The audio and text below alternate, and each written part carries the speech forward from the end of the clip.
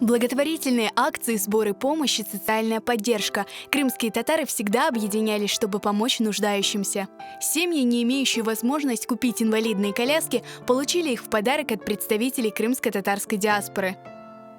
Когда я работал в Турции, я познакомился со многими нашими крымскими татарами, которые там проживают, нашими земляками. И каждый из них живет тем, чтобы вот в Крыму что-то хорошее сделать. И вот вопрос стал такой, что вот эти люди, с кем я знаком, это вот Дуня Крым Татарлар Дернеги и вот Türk Gözü Дернеги, вот, они, значит, сказали, что мы хотим вот помочь инвалидам.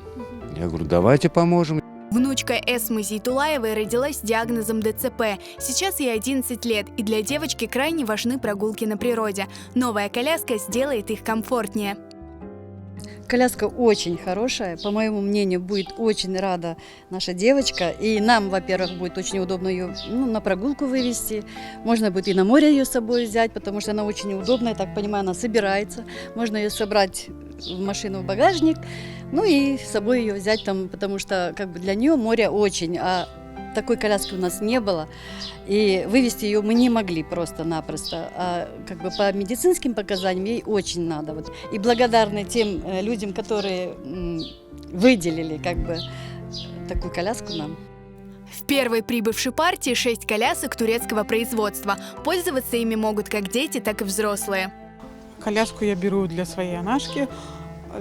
Коляска очень удобная, легкая, с тормозами, как бы, такая более современная, чем у нас есть устаревший вариант.